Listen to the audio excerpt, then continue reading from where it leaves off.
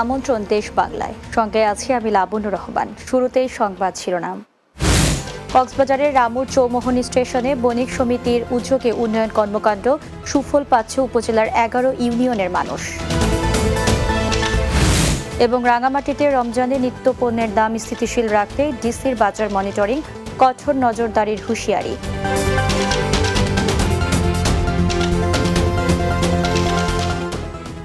শুনছিলেন শিরোনাম, এবারে বিস্তারিত। কক্সবাজারের রামুর চৌমোহনী স্টেশনে বণিক সমিতির উদ্যোগে প্রায় 8 মাস ধরে চলা নানাবিধ উন্নয়ন কাজ শেষ হয়েছে।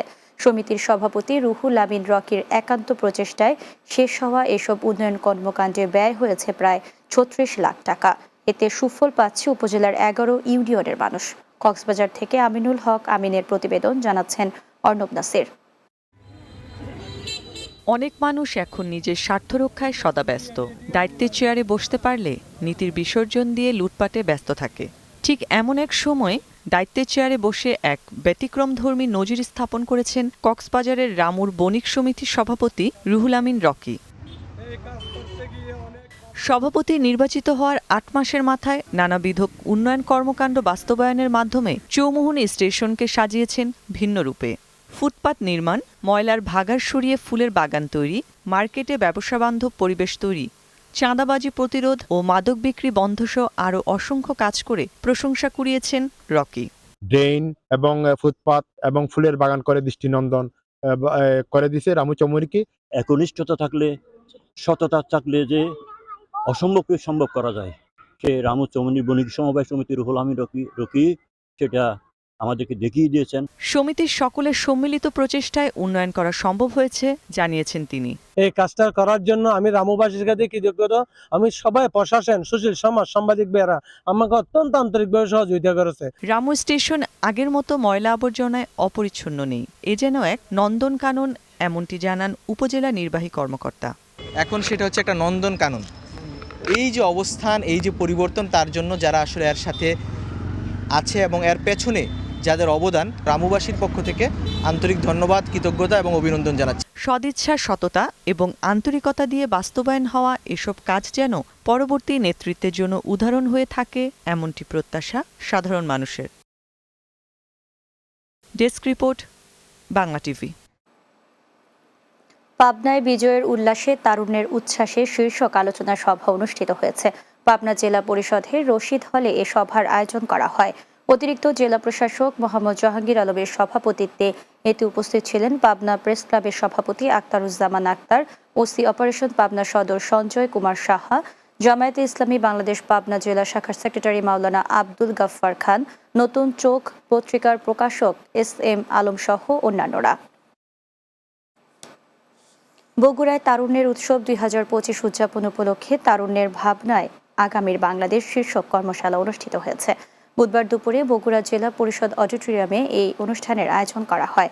জেলা প্রশাসক হোসনা আফরোজার সভাপতিত্বে এতে উপস্থিত ছিলেন পুলিশ সুপার জেদান আল মুসা, কৃষি অধিদপ্তরের উপপরিচালক মতলুবুর রহমান, ভারপ্রাপ্ত সিভিল সার্জন ডাক্তার ফারজানুল ইসলাম, জেলা বিএনপির সাধারণ সম্পাদক মোশাররফ হোসেন সহ অন্যান্যরা।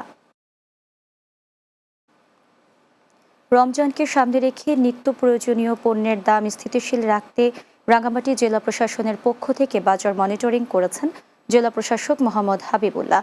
বুধবার দিনব্যাপী জেলা প্রশাসনের মনিটরিং টিম OMS কার্যক্রম পরিদর্শন শেষে বনরূপা বাজার পরিদর্শন করেন। এ সময় উপস্থিত ছিলেন জেলা police super doctor SM Farad Hossain, অতিরিক্ত জেলা প্রশাসক মোহাম্মদ রুহুল আমিন, জেলা প্রশাসনের NDC মোহাম্মদ শামীম আহমেদ সহ অন্যান্যরা। এ সময় জেলা প্রশাসক জানান, পবিত্র রমজানকে সামনে রেখে কেউ যেন নিত্য পণ্যের দাম বৃদ্ধি করতে না পারে, সেজন্য জেলা প্রশাসনের পক্ষ থেকে মনিটরিং কার্যক্রম অব্যাহত থাকবে। মৌলভীবাজারের বড়লেখায় কুলাউড়া শাহবাজপুর রেললাইন পুনর্স্থাপনের কাজ চলছে, ফলে 3 গ্রামের মানুষ যাতায়াতের চরম দুর্ভোগের মুখে পড়েছেন। রেললাইনের পাশ দিয়ে বিকল্প রাস্তার নির্মাণের দাবি জানিয়েছেন এলাকার ভুক্তভোগী ও জনপ্রতিনিধিরা। মৌলভীবাজারের বড়লেখা প্রতিনিধি মোহাম্মদ রুয়েল কামালের প্রতিবেদন, বিস্তারিত জানাচ্ছেন অর্ণব নাসির। মৌলভীবাজারের বড়লেখা উপজেলার উত্তর শাহবাজপুর ইউনিয়নের চরগ্রাম, মোহনপুর, ছোয়ারকান্দি 3 গ্রামের শিক্ষার্থী সহ স্থানীয়দের সরাসরি শহরে যাওয়ার কোনো রাস্তা নেই। 2002 সালে কুলাউড়া শাহবাজপুর রেল লাইনের ট্রেন চলাচল বন্ধ হয়। এরপর পরিত্যক্ত লাইন ও পাশের জমি ব্যবহার করে চলাচল করে আসছে স্থানীয়রা। এ রাস্তা দিয়ে ছোট যানবাহনও চলাচল করত, কিন্তু রেল বিভাগ ওই পথে নতুন রেল লাইন স্থাপনের কাজ শুরু করায় আবারও সংকটে পড়তে যাচ্ছেন এলাকাবাসী। স্থানীয় বাসিন্দারা বলছেন, ওই পথ ধরে চলাচলে অভ্যস্ত হয়ে পড়ায় পার্শ্ববর্তী একটি রাস্তার ব্যবস্থা হলে ভালো হয়। গ্রামের রাস্তা ক্ষতিগ্রস্ত হওয়ায় গ্রামবাসীর চলাচলের অনেক সমস্যার সৃষ্টি হচ্ছে। জনগণের সুবিধাজনক সড়ক দেওয়া হয়, এইটাই আমার দাবি। স্থানীয় জনপ্রতিনিধিরাও রাস্তার ব্যবস্থা করতে সংশ্লিষ্ট কর্তৃপক্ষের প্রতি জোরালো দাবি জানান। দৈনন্দিন কাজের জন্য বাড়ি থেকে বাইরে একটি রাস্তা তৈরি করে তাদের চলাচলের ব্যবস্থা করার জন্য সরকারের প্রতি আহ্বান জানাচ্ছি। এই ব্যাপারে রেলওয়ের কোনো কর্মকর্তা কথা বলতে রাজি হননি। রেল লাইনের পাশ দিয়ে এলাকাবাসীর চলাচলের জন্য রাস্তার দাবি ভুক্তভোগী এলাকাবাসী, জনপ্রতিনিধি সহ সবার। Desk report, Bangla TV. দেশ বাংলায় নিচ্ছে বিরতি, ফিরে এসে অন্যান্য সংবাদের সাথে আরও যা থাকছে। কুমিল্লার দেবিদ্বারে চোরকে ধাওয়া করতে গিয়ে এক পুলিশ কনস্টেবলের মৃত্যু। ব্রাহ্মণবাড়িয়া সরাইলে এক নারীকে হত্যার অভিযোগ স্বামীর বিরুদ্ধে।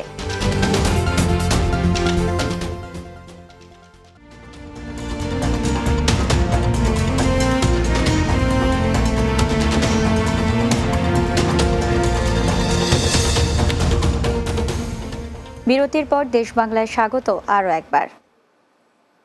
কুমিল্লার দেবিদ্বারে চোরকে ধাওয়া করতে গিয়ে হার্ট অ্যাটাকে মহিউদ্দিন নামে এক পুলিশের এক কনস্টেবলের মৃত্যু হয়েছে। মঙ্গলবার রাতে দেবিদ্বার উপজেলা স্বাস্থ্য কমপ্লেক্সের সামনে এই ঘটনা ঘটে। দেবিদ্বার উপজেলা স্বাস্থ্য কর্মকর্তা মোহাম্মদ মহিবুজ সালাম খান জানান, প্রাথমিক পরীক্ষা নিরীক্ষায় হার্ট অ্যাটাকের তার মৃত্যু হয়েছে বলে জানা গেছে। গণধোলাইয়ের শিকার এক চোরকে নিয়ে উপজেলা স্বাস্থ্য কমপ্লেক্সে চিকিৎসা দিতে আসেন মহিউদ্দিন। ওই চোরকে চিকিৎসা দেওয়া শেষে থানায় নেয়ার জন্য উপজেলা স্বাস্থ্য কমপ্লেক্সের সামনে সিএনজিতে উঠতে গেলে চোর পালিয়ে যায়। এ সময় চোরকে ধাওয়া করতে গিয়ে অসুস্থ হয়ে পড়েন কনস্টেবল মহিউদ্দিন।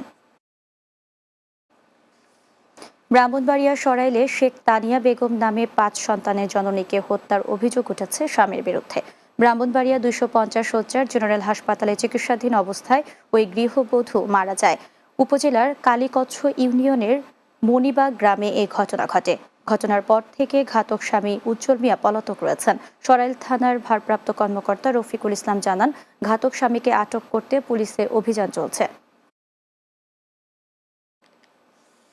ঢাকার ধামরাইয়ের ইসলামপুর সিফাত বেকারি থেকে আব্দুর রহিম যুবকের লাশ উদ্ধার করেছে পুলিশ। এই ঘটনায় নিহতের স্ত্রী হালিমা আক্তার বাদী হয়ে 7 জনের নাম উল্লেখ করে মামলা দায়ের করেন। ধামরাই থানার ভারপ্রাপ্ত কর্মকর্তা মনিরুল ইসলাম জানান, এই ঘটনায় 7 জনকে গ্রেফতার করা হয়েছে। সেই সাথে নিহতের মরদেহ ময়নাতদন্তের জন্য শহীদ সরোয়ার্দী মেডিকেল কলেজ হাসপাতালে পাঠানো হয়। মৃত্যুর সঠিক কারণ জানা যাবে ময়নাতদন্তের পর। নরসিংদীর পলাশে এক সাবেক সেনা সদস্যের বাড়িসহ 3টি বাড়িতে হামলা, ভাঙচুর ও লুটপাটের ঘটনা ঘটেছে। জিনারদি ইউনিয়নের চরপাড়া গ্রামে এই হামলার ঘটনা ঘটে। ক্ষতিগ্রস্তরা হলেন চরপাড়া গ্রামের সাবেক সেনা সদস্য আমজাদ হোসেন, হেলেনা বেগম ও সুব্রত দাস। তারা জানান, অর্ধশতাধিক হামলাকারী তাদের বাড়িতে প্রবেশ করে আলমারি ভেঙে স্বর্ণালংকার ও নগদ 6 লাখ টাকা লুট করে নিয়ে যায়। খবর পেয়ে পুলিশ ঘটনাস্থল পরিদর্শন করে হামলাকারীদের ফেলে যাওয়া একটি রামদা উদ্ধার করেছে। নোয়াখালীর বেগমগঞ্জে ফ্রি মেডিকেল ক্যাম্প ও পণ্য প্রদর্শনী অনুষ্ঠিত হয়েছে। উপজেলার কাদিরপুর ইউনিয়নের ট্যাকের বাজারে ওয়ালটন প্লাজা চৌমোহনী পূর্ব বাজার শাখার উদ্যোগে এই ক্যাম্পের আয়োজন করা হয়। এ সময় কোম্পানির chief divisional officer Mir Mohammad Golam Faruk, regional credit manager Azizur Rahman, Chowmuhani পূর্ব বাজার শাখা ম্যানেজার সুদীপ চন্দ্র, সহকারী ম্যানেজার জামাল উদ্দিন সহ অন্যান্যরা উপস্থিত ছিলেন। ভোলা সরকারি উচ্চ বিদ্যালয়ের 25 শিক্ষার্থীকে মেধা বৃত্তি প্রদান করেছে বিদ্যালয়টির অ্যালামনাই অ্যাসোসিয়েশন। কৃতি শিক্ষার্থীদের হাতে বৃত্তির নগদ অর্থ ও সনদপত্র তুলে দেন বিদ্যালয়ের প্রাক্তন ছাত্র, অস্ট্রেলিয়ার সেন্ট্রাল কুইন্সল্যান্ড বিশ্ববিদ্যালয়ের শিক্ষক professor doctor AM Kamrul Alam. 3য় শ্রেণী থেকে 8ম শ্রেণী বিভিন্ন শাখায় 2024 সালে যারা প্রথম স্থান লাভ করেছে তাদের মাঝে বৃত্তি প্রদান করা হয়। অনুষ্ঠানে সভাপতিত্ব করেন ভোলা সরকারি উচ্চ বিদ্যালয় অ্যালামনাই অ্যাসোসিয়েশনের সহসভাপতি প্রকৌশলী আব্দুস সবুর। নরসিংদীতে পলাশ পাইলট উচ্চ বিদ্যালয় ও পলাশ ২ নম্বর সরকারি প্রাথমিক বিদ্যালয়ের বার্ষিক ক্রীড়া প্রতিযোগিতা অনুষ্ঠিত হয়েছে। বুধবার স্কুল মাঠে আয়োজিত অনুষ্ঠানে প্রধান অতিথি ছিলেন পলাশ উপজেলার নির্বাহী কর্মকর্তা মাশফিকা হোসেন। এ সময় উপজেলা মাধ্যমিক শিক্ষা কর্মকর্তা মিলন কৃষ্ণ হালদার, স্কুলের প্রধান শিক্ষক আহমদুল কবির ভূঁইয়া, খানেপুর উচ্চ বিদ্যালয়ের প্রধান শিক্ষক হুমায়ুন কবির সহ অন্যান্যরা উপস্থিত ছিলেন।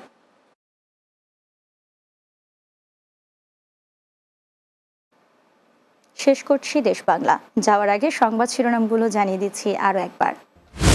কক্সবাজারের রামুর চৌবহনী স্টেশনে বণিক সমিতির উদ্যোগে উন্নয়ন কর্মকাণ্ড, সুফল পাচ্ছ উপজেলার ১১ ইউনিয়নের মানুষ। রাঙামাটিতে রমজানের নিত্যপণ্যের দাম স্থিতিশীল রাখতে ডিসির বাজার মনিটরিং, কঠোর নজরদারির হুঁশিয়ারি। এবং কুমিল্লার দেবিদ্বারে চোরকে ধাওয়া করতে গিয়ে এক পুলিশ কনস্টেবলের মৃত্যু। ব্রাহ্মণবাড়িয়ার সরাইলে এক নারীকে হত্যার অভিযোগ স্বামীর বিরুদ্ধে।